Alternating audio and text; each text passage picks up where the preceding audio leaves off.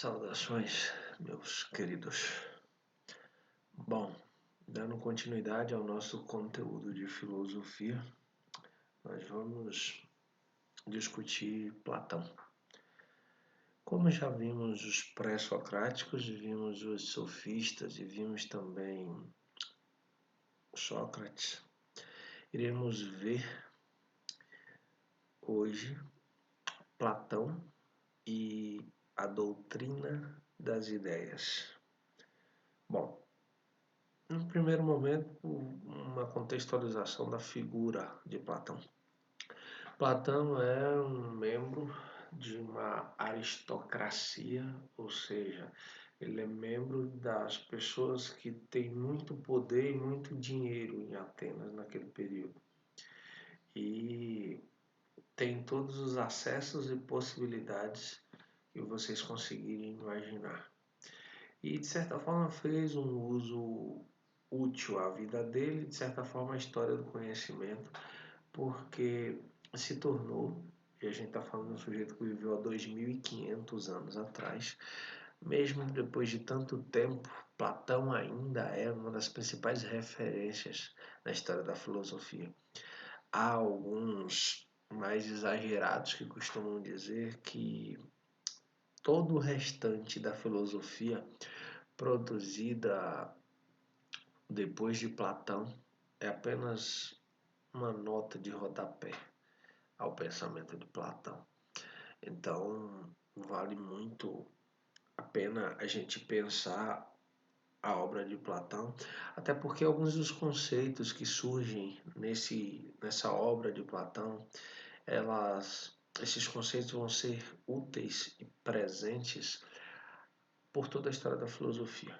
Então, eu convido vocês para que a gente avance sobre o pensamento platônico, um pouco da dinâmica da vida do próprio Platão e como a figura de Sócrates aparece recorrente no pensamento platônico.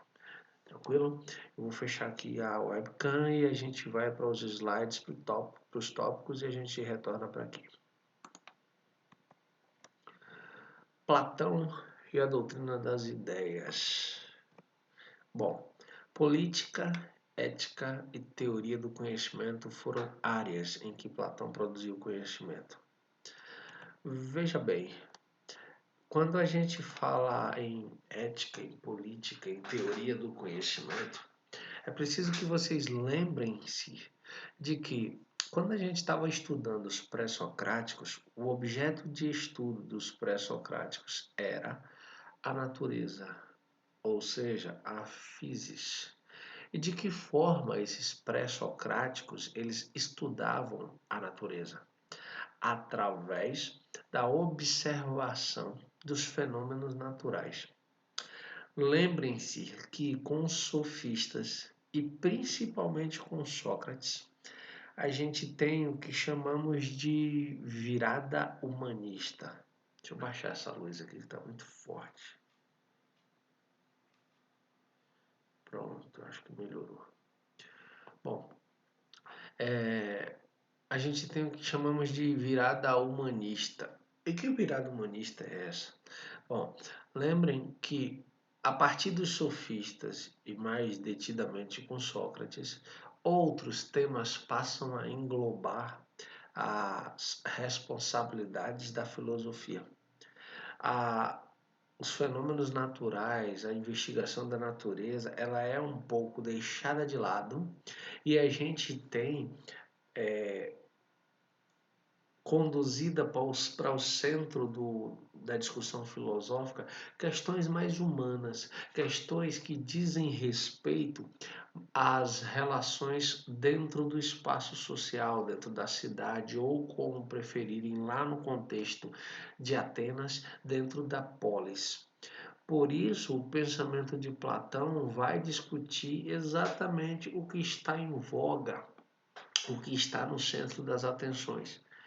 E o que é que está no centro das atenções naquele contexto? A ética, a política e principalmente a teoria do conhecimento. Óbvio, como eu já disse para vocês, o termo teoria do conhecimento também pode ser substituído por epistemologia. Tranquilo?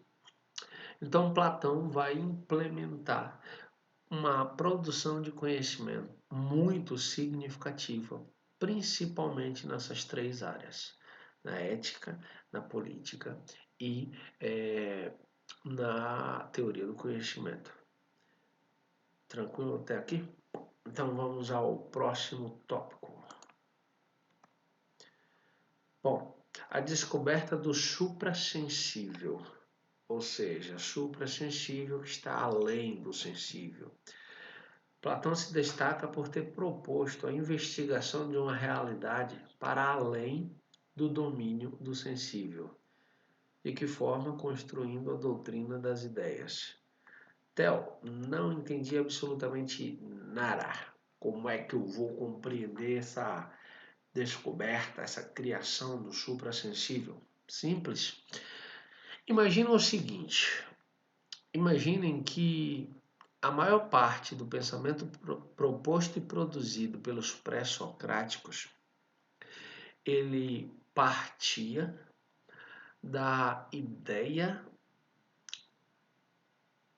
do mundo sensível. Como assim? Lembrem que quando eu digo mundo sensível, eu estou falando do mundo que nós percebemos a partir dos 5 sentidos: tato, paladar, visão, olfato, audição. Então, quando um filósofo pré-socrático parava para observar a natureza, ele estava observando usando um dos sentidos, a visão. E essa visão oferecia para ele a percepção de uma determinada realidade. Na medida que a gente avança, principalmente para os pensamentos de Heráclito e Parmênides, a razão, ou seja, a nossa capacidade de pensar além do que os sentidos nos oferecem, ela é cada vez mais exigida. Quando vocês chegam no pensamento, por exemplo, de Parmênides, e vocês bem lembram disso, Parmênides vai discutir o ser. Lembram? O ser é. O que ele está discutindo aí? Ele está discutindo a essência formadora de tudo que existe.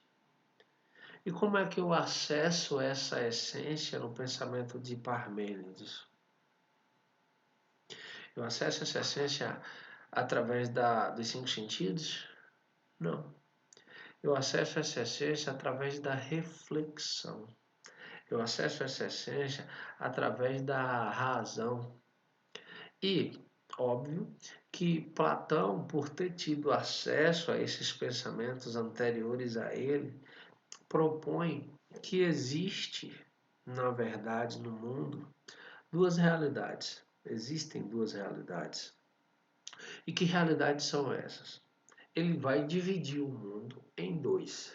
Ele vai dizer que existe um mundo da matéria e existe um mundo das ideias. Até aqui está tranquilo? Então percebam, ele está dividindo o mundo, mas ele está dizendo, olha, existe um mundo da matéria que é inferior, que é temporal, ou seja, sofre os efeitos do tempo, que é imperfeito e que é uma cópia do mundo das ideias. O mundo das ideias platônico é um mundo superior, um mundo onde existe uma ideia perfeita de tudo que existe como ideia imperfeita no mundo da matéria. Falando assim, parece que Platão tomou uma meia dúzia de todinho vencido e ficou meio zonzo. Mas quando ele diz mundos, galera, ele não está falando desse espaço que nós habitamos. Ele não está falando desse computador, ele não está falando dessa mesa, ele não está falando dessas coisas que aqui estão necessariamente. Calma. Ele está falando da nossa capacidade de pensar e de construir conhecimento. Como assim, Theo? Para ele, no mundo da matéria seria o mundo das opiniões, do senso comum, das opiniões dadas sem compromisso ou sem investigação. No grego, o termo doxa, que significa opinião, era o que representava essa superfície. Vou usar um exemplo cotidiano para você entender. Imagine que você é um estudante do primeiro ano do ensino médio. Você assiste a uma aula de biologia que está falando de uma determinada patologia, ou seja, de uma determinada doença. Vai lá, dá uma lida rápida no livro, no conteúdo que você tem no livro. Aí depois você é um pouco mais interessado do que a média e você vai na internet, dá mais uma pesquisada, assiste umas 2 ou 3 videoaulas falando sobre o tema e você tem um conhecimento superficial sobre aquele conteúdo, sobre aquela patologia. Bom, do outro lado, você tem alguém que fez 6 anos de medicina, terminou 6 anos, passou mais, sei lá, 4, 5 fazendo residência de medicina, se especializou em uma determinada área, avançou, fez mestrado e fez doutorado naquela área. E ele saiu do senso comum, ou seja, da doxa, e aprofundou o pensamento dele em direção ao que Platão chamou de mundo das ideias. Aí aparece na sua sala, pode ser, alguém doente. Quem está mais apto? Quem está mais preparado para tratar do doente? Você que fez algumas pesquisas superficiais ou o médico que passou a vida inteira dele se dedicando ao estudo daquela doença? Óbvio que é o médico. Então perceba que quando Platão divide o mundo em dois, o mundo da matéria como inferior e o mundo das ideias como superior, lembrando que esses dois conceitos podem também aparecer como mundo sensível, representando o mundo da matéria, e mundo inteligível, representando o mundo das ideias, já que sensível está ligado aos 5 sentidos, como eu havia dito antes, e inteligível a nossa capacidade de raciocinar, a nossa capacidade de pensar. Bom, dentro desse contexto, o que Platão está dizendo é que nós precisamos sair do mundo da matéria inferior e avançar para o mundo das ideias, o mundo onde o conhecimento verdadeiro reside, onde o conhecimento verdadeiro está. Deixa eu pegar meu óculos aqui, que meu olho está doendo.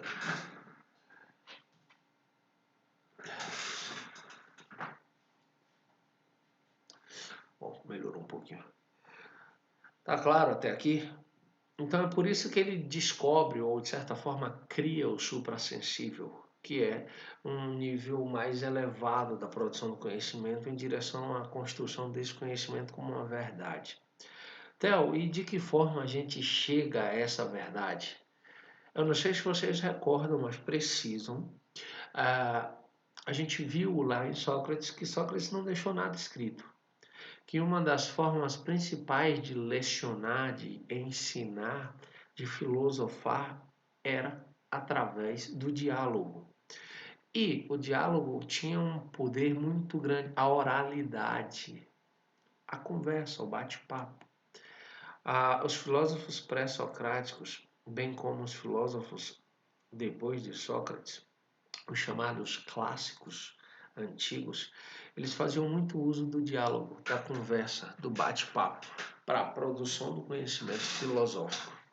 E Platão utilizava um método chamado de dialética, que, se a gente traduzisse de uma forma simples, seria uma espécie de arte do diálogo, ou o próprio diálogo. Só que quando a gente pensa dialética, eu preciso que vocês entendam. Eu já expliquei esse conceito para vocês, eu vou trazê-lo novamente para que vocês cravem aí na cabeça de vocês, porque é um conceito que vai acompanhá-los por toda a história da filosofia. Dialética é um método que divide a realidade em 3 partes. Primeira parte, tese. A primeira parte seria a ideia inicial, que dentro do contexto da dialética é chamada de tese. A segunda ideia é chamada de antítese. Algumas pessoas falam antitese, mas antítese, que seria uma ideia, alergia dose, contrária à ideia inicial, ou seja, a tese. Do choque, do embate dessas duas ideias, surge uma terceira ideia, que é chamada de síntese. E a síntese seria um conhecimento ampliado das duas ideias anteriores, ou uma coisa maior, mais importante, mais relevante do que o que foi produzido até então.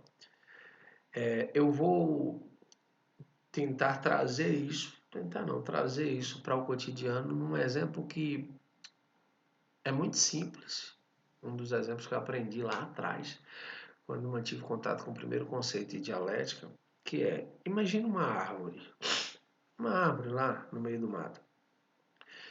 A árvore seria a tese. Agora imagina um marceneiro, um artesão que trabalha com madeira. Ele sai de casa, caminha até aquela mata, leva um machado, uma ferramenta, um facão, e ele vai derrubar essa árvore. Vai trazer essa árvore para sua oficina. Toda essa ação de sair, derrubar a árvore, recolher a madeira, conduzir essa madeira até a oficina, pode ser encarado como a antítese, ou seja, a antitese, a negação da tese, a negação da árvore. E aí, esse trabalho dele, ainda dentro da oficina, de limpar a madeira, de produzir as tábuas e, vamos supor, construir uma mesa, todo esse trabalho é antítese. O que é que gerou, o que foi gerado do choque entre a tese que era a árvore e o trabalho do marceneiro, desde a coleta da madeira lá no mato até a produção da mesa? Isso tudo é antítese. O que foi produzido a partir desse choque? Vamos supor uma mesa de madeira. Nesse contexto, a mesa seria a síntese.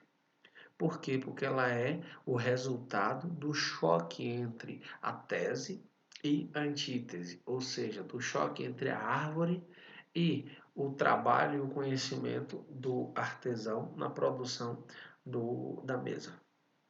Tá claro? Então, para Platão, a gente só saía do mundo da matéria em direção ao mundo sensível através da dialética. Na medida em que a gente problematizava o tempo todo o conhecimento que nós tínhamos, questionávamos esse conhecimento na tentativa de ampliá-lo. E ampliando, a gente o tornaria maior em direção à verdade, que seria a aletheia em grego. Tá claro até aqui? Se tiver alguma dúvida, anota no caderno e guarda, porque a nossa próxima aula vai ser uma live, vai ser uma aula online para a gente tirar todas as dúvidas que vocês tiverem e para darmos também os encaminhamentos dos próximos conteúdos. Fechado? Vamos para o próximo tópico? Então aqui eu expliquei a doutrina das ideias e como Platão vai além do mundo material, do mundo sensível. Bom, a relação entre Sócrates e Platão, essa relação inicial. Primeiro, eu gostaria de relembrar que lá no começo da aula, alguns minutos atrás, eu falei que Platão pertencia a uma família aristocrática, uma família rica, de posses. E como a maioria dos jovens das famílias ricas daquele tempo, era muito comum que eles contratassem professores particulares, naquele contexto, os sofistas, para prepararem seus filhos para a vida pública. E Platão não foi, de certa forma, diferente. No entanto, ao invés de contratar um sofista, Platão optou por Sócrates. O que é interessante é que ali nessa escolha começam a surgir os primeiros embates, os primeiros posicionamentos dos estudiosos, óbvio que posteriormente, sobre que Sócrates e os sofistas eram vistos como uma coisa só pelos atenienses, ou seja, fazendo a mesma coisa, o mesmo trabalho. Só que Platão escolhe Sócrates para ser seu professor, para ser seu mestre. E aí, na convivência com Sócrates, na construção do método socrático, nos ensinamentos ofertados por Sócrates, Platão vai percebendo que Sócrates é completamente diferente dos sofistas e que Sócrates propõe uma busca do conhecimento em prol da verdade, em defesa da verdade, e não como os sofistas que relativizavam essa verdade. Então, se vocês pararem para pensar, Sócrates acaba assumindo para a posteridade a função ou o nome de um verdadeiro filósofo. Por quê? Porque tinha a verdade como uma prioridade. E ele é o mestre, então, escolhido de Platão e é quem vai iniciar Platão na filosofia. E vai permanecer como referência principal do... Como é que eu posso usar? Deixa eu usar uma palavra para referenciar. Seria um norte na filosofia platônica. Sócrates é esse norte. Vai ajudar Platão a conduzir seu pensamento filosófico. Vamos ao próximo tópico?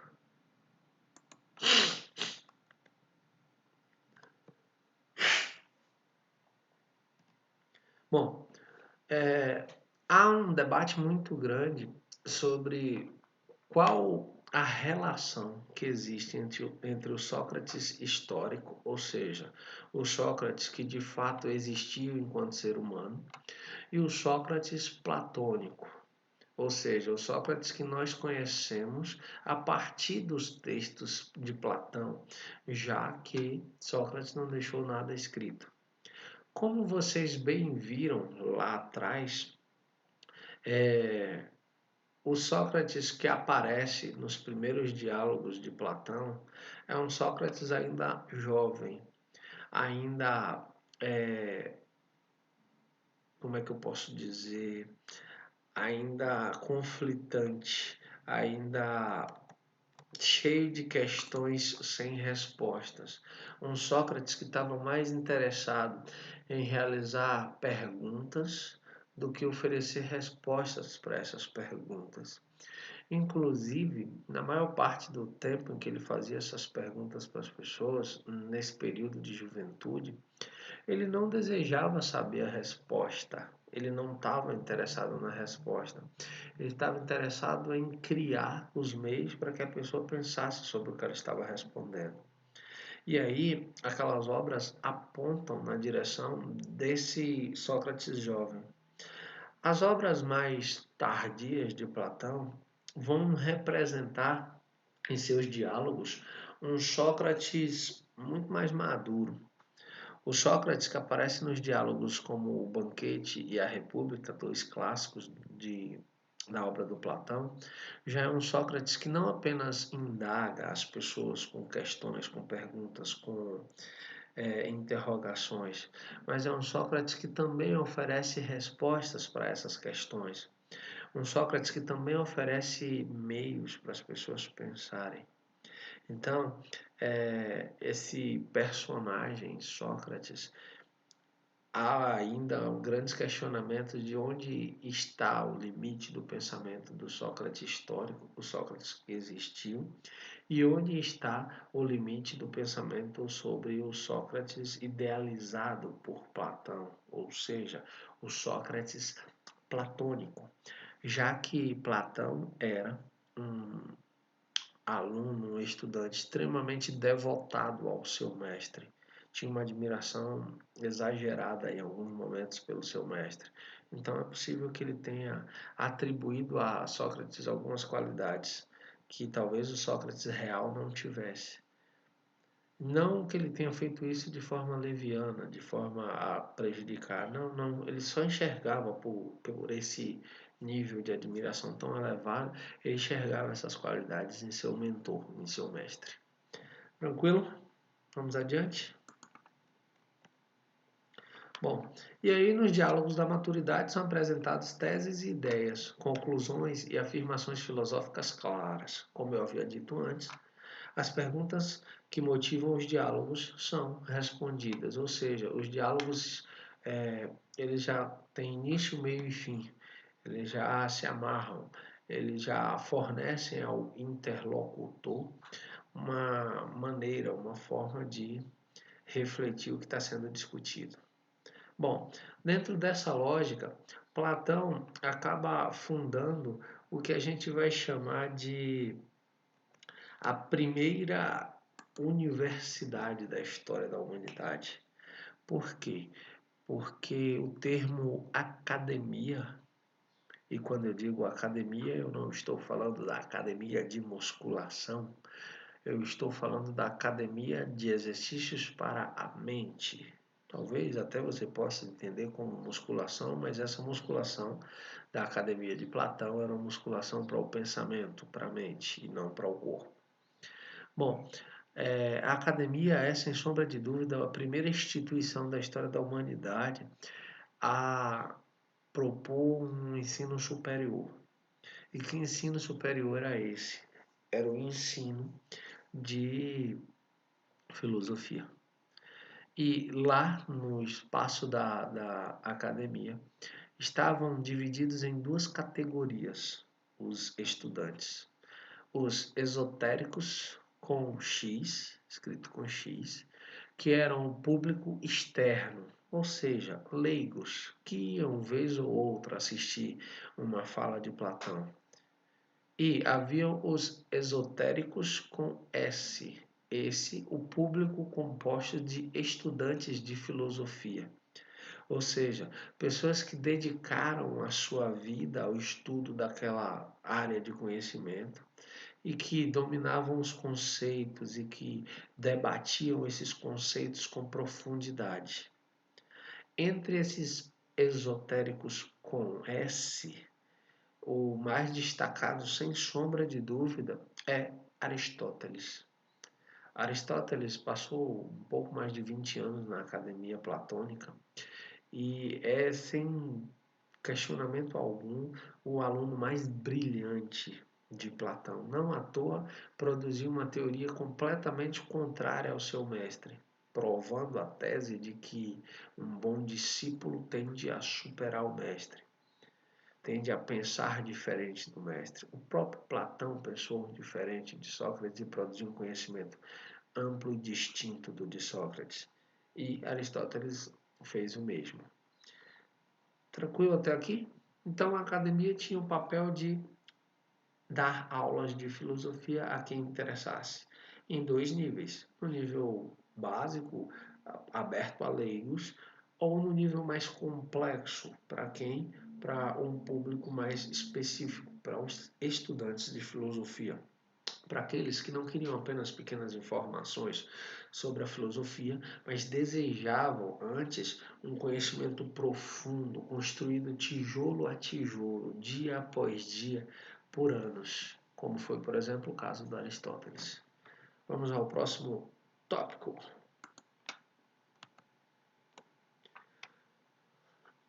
Como eu havia dito aqui, está tudo posto aqui. Bom, a partir do século XX, a filosofia de Platão passou a ser encarada como um sistema de ideias acabadas. Os diálogos orais como meio de ensinamento.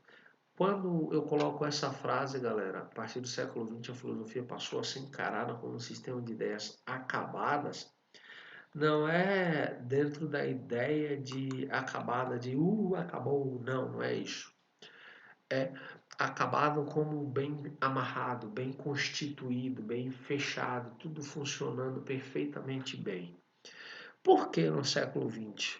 Porque alguns dos principais estudiosos que fizeram estudos a fundo, que foram lá, que buscaram não apenas textos filosóficos, mas beberam também na fonte de outras ciências, como a geologia, como a arqueologia, como a história, e que deu não apenas a possibilidade de acessar textos, mas acessar, por exemplo, fragmentos materiais da realidade da Atenas naquele período, a forma como a cidade se comportava, o comércio, a cultura.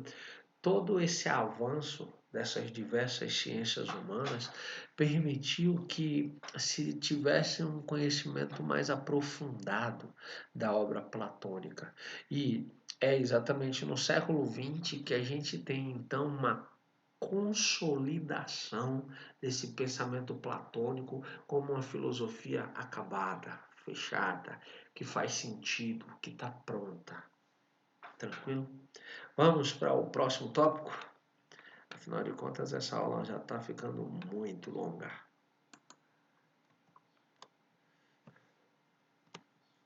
Bom, dentro daquela lógica da doutrina das ideias, a gente tem uma observação para os pré-socráticos.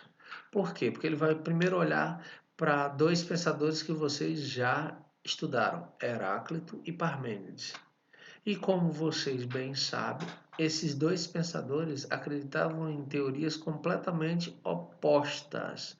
Parmênides acreditava que o movimento era uma ilusão dos sentidos e Heráclito acreditava que tudo era movimento. Então, para Platão, os dois estavam certos. Os dois estavam corretos. Olha a genialidade de Platão. Parmênides está dizendo, as coisas não mudam. O mundo, a realidade é imutável. Aí vem Heráclito e diz, não, peraí, tudo está em movimento. E aí, durante muito tempo, essas foram ideias contrárias. Bum, bum, o tempo todo. E aí Platão vem e diz, calma aí, gente, estão os dois corretos. Peraí, como estão os dois corretos? Se eu digo que as coisas são imutáveis, automaticamente eu estou negando o movimento. Se eu aceito que as coisas estão todas em movimento, em transformações constantes, eu automaticamente estou negando a imutabilidade. E como assim os dois estão certos? Estão. Por quê? Porque Platão foi genial. Platão disse: os dois estão certos porque cada um está analisando a mudança em uma parte da realidade. Bom, quando o Parmênides diz que tudo é eterno, é imutável, é uno, ele está se referindo ao mundo das ideias. Quando ele diz que as coisas estão postas lá como paradas, como eternas, que nunca sofrerão mudança, que guardam ali a sua essência, ele está pensando no mundo das ideias. Quando Heráclito diz que tudo é movimento, que tudo está em permanente transformação, ele também está correto, mas ele está pensando no mundo da matéria. Ou seja, nesse mundo sensível que nós vivemos, que eu envelheço, que meu cabelo cai, que eu engordo ou emagreço, que eu ganho ou não conhecimento, que em algum momento eu vou deixar de existir e outros virão depois de mim. É esse mundo sensível. Então, percebam como Platão foi genial e percebeu que estavam falando de realidades distintas, mas os dois estavam corretos. Tranquilo até aqui? Então, vamos. Se ficou dúvida, copia no caderno. Na aula ao vivo a gente tira essa dúvida. Tranquilo? Vamos para o próximo ponto. O mito da caverna ou a alegoria da caverna? Bom, como vocês bem sabem, eu vou voltar para a conversa e para a gente seguir. Como vocês bem sabem, o mito da caverna ou a alegoria da caverna, a gente já viu isso diversas vezes, narra como o próprio nome já diz, uma alegoria, uma história de homens que estavam aprisionados no fundo de uma caverna desde o nascimento, praticamente. E que no fundo da caverna havia não apenas a entrada da caverna, mas uma espécie de fogo, uma luz, além da luz normal da entrada da caverna, uma espécie de fogueira permanente. E esses homens eram impossibilitados de virar para olhar para trás, para olhar para a porta da caverna, para a entrada da caverna. Então eles estavam obrigados a olhar para a parede. E tudo o que passava pela frente da caverna produzia uma sombra na parede. Inclusive, os próprios homens sentados acorrentados diante da parede também produziam sombras. Só que eles foram criados ali. Então, para eles, toda a realidade existente era o que aquelas sombras mostravam. Ou seja, viviam iludidos. Num dado momento, galera, um desses homens, ele consegue se libertar das correntes, sai em direção à porta da caverna, à entrada da caverna, e a luz afeta seus olhos. Ele sente um pouco de dor no primeiro momento, como a gente quando acende a luz, e depois ele vai abrindo os olhos e vai percebendo que tudo que ele havia visto e convivido lá na caverna nada mais era do que uma ilusão da realidade, porque a realidade de fato estava fora da caverna. Bom, essa é a alegoria da caverna de forma resumida. O interessante é que ele volta para o interior da caverna na tentativa de convencer os outros prisioneiros de que aquilo é uma ilusão. Eles precisam se libertar e sair da caverna. Mas os outros prisioneiros estão tão acostumados àquela realidade que eles não cedem. Eles preferem matar esse homem que retornou, trazendo uma verdade, do que aceitar essa verdade. E aí surgem os questionamentos. O que é a realidade? Quem são os prisioneiros? Se a gente parar para relacionar o mito da caverna com a nossa própria vida, o que é a realidade? Percebe? O que é a própria vida? Por que a gente faz o que faz? Por que a gente aceita que exista, por exemplo, fome, pobreza, que exista guerra, que se gaste mais dinheiro com guerras do que com o desejo de acabar, por exemplo, com a fome? Por que a gente trabalha 30 dias, abre mão de 30 dias de nossa vida, ou de 60, ou de 365, ou de 1000, troca esse tempo de vida por um objeto qualquer? Percebe? É essa a lógica que a alegoria da caverna, atualizada para os nossos tempos, nos põe a pensar. O que é de fato essa realidade e o que é de fato ilusão? Óbvio que vocês vão conhecer outros tantos pensadores lá para frente que vão discutir essa ideia de realidade de uma forma muito mais ampla, porque tiveram a possibilidade de beber na fonte de Platão e ampliarem esses pensamentos. Então fica bem mais tranquilo, até porque, por exemplo, quando você pega um filósofo do século XX, ele teve aí 2.500 anos de estudo da filosofia para pensar esse conceito do que seria então a realidade. Então ele conseguiu relacionar de forma muito mais ampla do que Platão teve oportunidade há 2.500 anos atrás. Então, vou fechar aqui. Então, percebam o que é a realidade. O uso da razão na busca desse elemento primordial. Os pré-socráticos queriam um elemento. Qual é o nosso elemento hoje?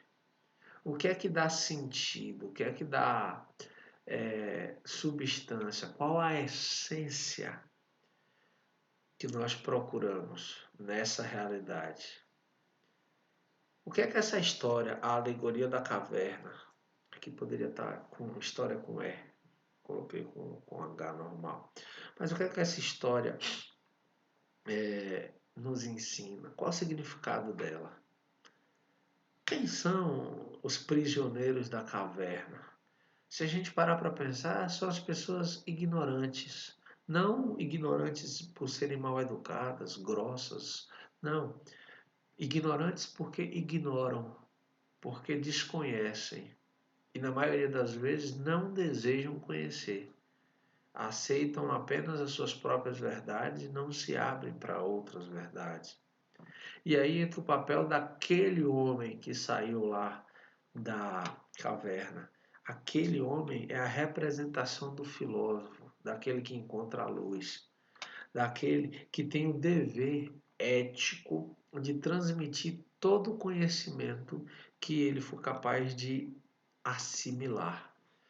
É responsabilidade do filósofo perceber essa realidade caótica e simplificá-la na melhor possibilidade possível, da melhor maneira possível, para que as pessoas entendam e também desejem enxergar essa luz, essa verdade filosófica. Só que esse não é um caminho tranquilo, esse é um caminho doloroso, um caminho árduo, que só os que escolhem segui-lo, os que desejam segui-lo, terão sucesso. E quando eu digo sucesso, eu não estou pensando em sucesso material. Eu estou pensando exclusivamente na melhor compreensão da realidade que nos cerca. Tranquilo? Vamos para o próximo tópico, então? Está acabando. Bom, logo, para Platão, o objetivo da filosofia é o conhecimento da verdade, o conhecimento do bem. O próprio Sócrates dizia que um homem que sabe distinguir entre o bem e o mal sempre vai escolher o bem. Então, o bem era um objetivo. Para Platão, o que havia de verdade estava no mundo das ideias. O mundo material era uma mímese, uma cópia imperfeita dessa realidade. O interessante é que algumas traduções, galera, vocês vão ver com o acento e outras traduções sem o acento. A palavra mimese. Então vai aparecer em alguns momentos como mimese, em outros como mimese. Então fica aí a colocação. Bom, o racionalismo e a intuição intelectual. Lembram, provavelmente vocês vão dizer que não, mas lembram lá no 7º ano a gente falou sobre racionalismo e a gente vai voltar a estudar o racionalismo mais aprofundadamente no 2º ano. Mas aqui eu coloco exclusivamente para lembrá-los que Platão acreditava na ideia de que todo conhecimento é fruto da razão. E Platão é, sem sombra de dúvida, o primeiro racionalista, o que sistematizou as primeiras teorias que sustentam a ideia de que todo conhecimento é fruto da razão. Fruto da razão, porque, segundo ele, nós temos intuições intelectuais que são frutos de ideias inatas, ou seja, ideias que já nascem com a gente. Mas não porque já nascem com a gente num estalar de dedos, mas porque já nasce com a gente, porque, segundo Platão, a gente construiu esses conhecimentos em outras vidas. Então a gente morre, mas esse conhecimento fica na alma, a alma eterna. E quando essa alma encarna novamente no corpo, ela faz uma escolha. Essa é a teoria das reminiscências. Ela faz uma escolha. ou ela escolhe uma vida rica, muito abastada, cheia de coisas, e ela, para ter essa vida, ela passa por diversas vezes pelo rio do esquecimento, então ela vem para essa vida sem recordar praticamente nada das vidas anteriores, ou ela escolhe por uma vida de estudos, por uma vida de busca constante do conhecimento, e sem luxos e sem riquezas, ela bebe pouco, ela passa pouco pelo rio do esquecimento. Então, por isso que ao longo dessa vida, o filósofo, o pensador, ele tende a ter ideias que na verdade são recordações. Então, recordações de aprendizados de vidas anteriores. Então, essa é a teoria da reminiscência no pensamento de Platão. Vamos ao próximo tópico?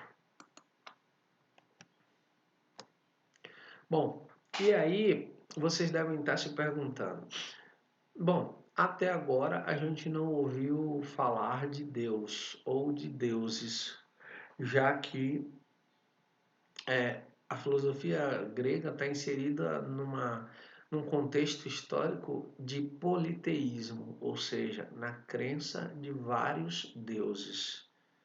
Eles acreditavam que existiam diversos deuses.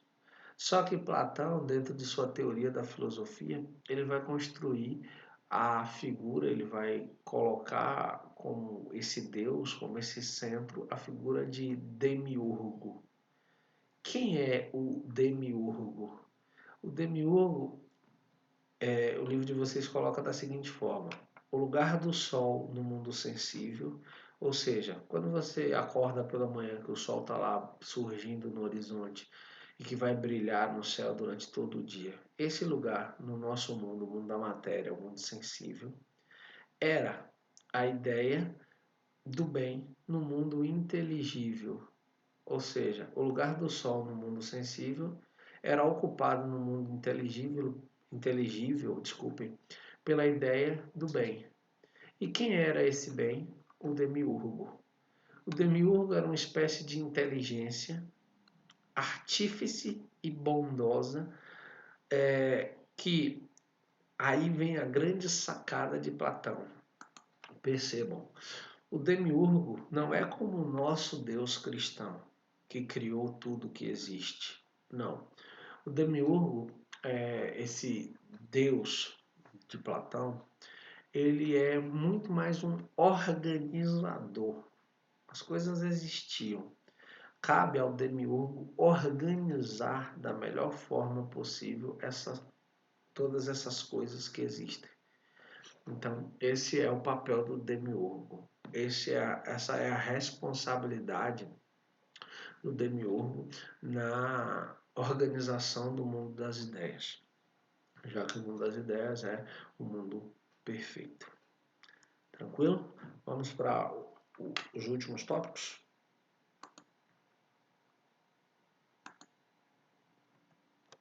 Então, ele tinha um papel não de criar, mas antes de organizar. E aí, Platão, ele na República, ele propõe, galera, uma coisa muito interessante. Ele vai dizer o seguinte: ele imaginava uma sociedade perfeita que fosse regida por um rei filósofo. E como seria esse rei filósofo? Ele já seria rei, estudaria e se constituiria um filósofo. E na cabeça de Platão, isso seria uma forma de governo extremamente justa, extremamente eficiente. Por quê? Porque um filósofo tem um conhecimento amplo da realidade. No entanto, em sua oportunidade de colocar isso em prática em Siracusa, não funcionou muito bem.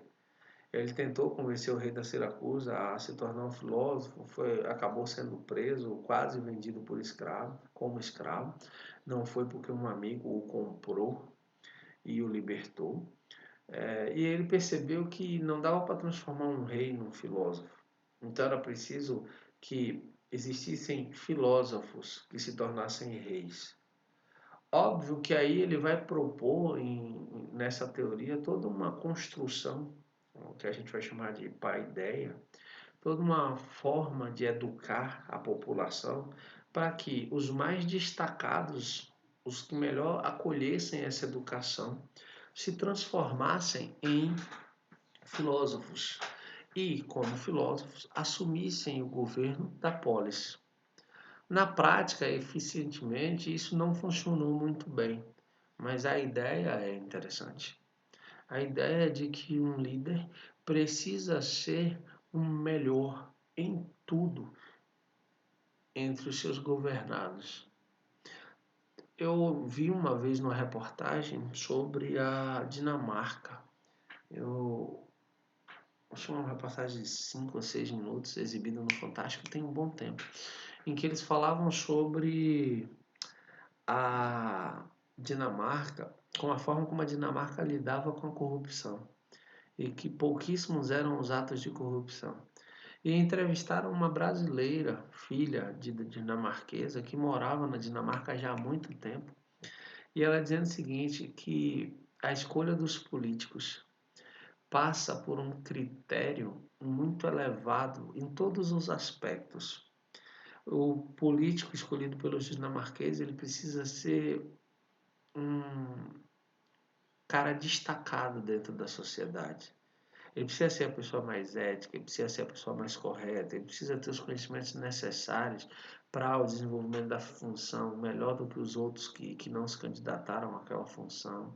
Ele precisa representar o que há de melhor entre o povo. Por quê? Porque ele vai responder em nome do povo. Infelizmente, essa teoria não se aplica à nossa modalidade de sociedade. A gente coloca no poder, no governo, na maioria das vezes, pessoas bem menos capazes do que pessoas comuns, que eu, do que vocês. Então, a gente, infelizmente, não entendeu, ou pelo menos entendeu e não aplicou a teoria de Platão de que o conhecimento precisa ser um norte, precisa ser uma pedra de toque para a construção de uma sociedade mais equilibrada. E por fim, Platão abominava os artistas, principalmente pintores e escultores. Por quê? Por que essa birra de Platão? Por um motivo muito simples. É só vocês lembrarem que Platão formulou o mundo de duas maneiras, dividiu o mundo em duas realidades. O mundo material, que é uma cópia do mundo das ideias. Bom, se o mundo material já é uma cópia imperfeita do mundo das ideias, quando o artista pinta, sei lá, uma paisagem, ele está fazendo uma cópia da cópia. Por quê? Porque o mundo que ele está copiando no seu quadro é o mundo sensível, que já é uma cópia do mundo inteligível. Então, para Platão, o artista faz em sua obra a cópia da cópia. E por isso, Platão o descartava. Na sociedade ideal de Platão, não existiriam nem pintores nem escultores. Dúvidas, questionamentos ou indagações? Anote no seu caderno. Na próxima aula, a aula da próxima semana, será uma aula ao vivo, online, e aí a gente vai sanar todas as suas dúvidas. Vai ser, deixa eu ver, acho que dia 21, 22, um negócio desse. Mas a gente vê. Fechado? Então, forte abraço e tchau, tchau.